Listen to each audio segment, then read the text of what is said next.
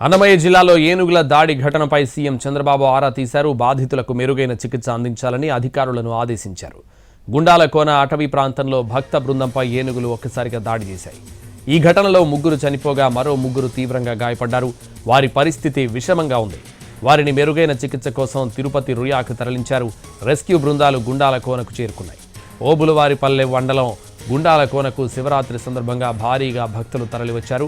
వారిలో 14 మంది అక్కడి నుంచి నడుచుకుంటూ తలకోనకు బయలుదేరిన సమయంలో ఏనుగుల గుంపు వారిపై దాడికి దిగింది. దీంతో భక్తులు పరుగులు తీశారు. అందులో ముగ్గురిని ఏనుగులు తొక్కి చంపాయి.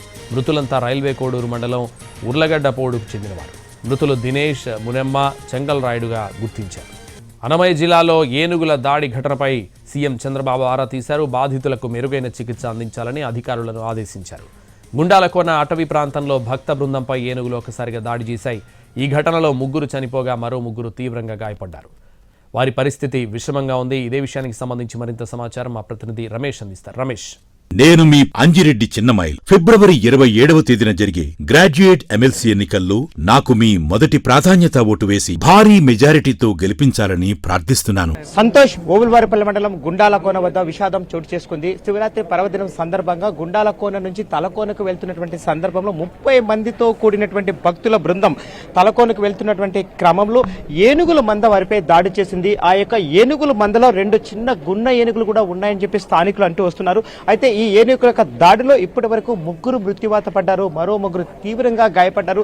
ఇప్పుడే మనం చూసినట్టయితే రైల్వే కోడ్ ప్రభుత్వ ఆసుపత్రి వద్ద పూర్తిగా శోక సంద్రంలో మునిగిపోయి ఉందని చెప్పవచ్చు. ఎందుకంటే సమీప 2 గ్రామాలకు సంబంధించినటువంటి వ్యక్తులు ఇక్కడ మృత్యువాత పడ్డారు. మరికొంతమంది గాయపడ్డారు.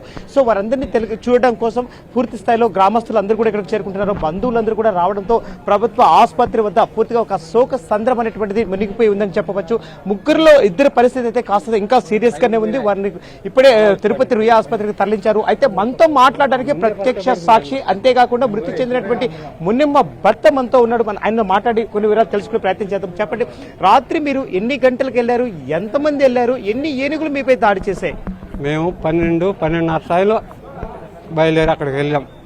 అవి వచ్చేసి మేము మధ్యలో కూర్చున్నాం. కొద్దిసేపు కూర్చొని ఒకటి కనుకో బయలుదేరినాం. మళ్ళీ బయటికి బయలుదేరినాం, వెళ్ళిపోదామని వెళ్ళాము.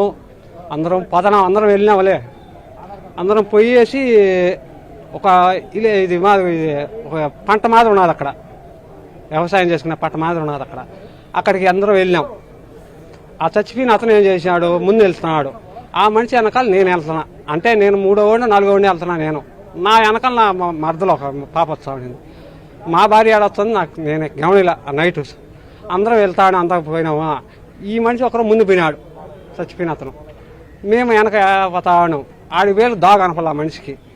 ఆ మనిషి ఒక దాగుని పోతాడు, మేమందరం ఒక సైడ్ అందరం అంతా 30 మంది దాకా పోతాడు. అందరం ఆడొకరు 2 ముగ్గురు అట్లా పోతా వచ్చినాం. అలా లైట్లు వేసుకుంటా.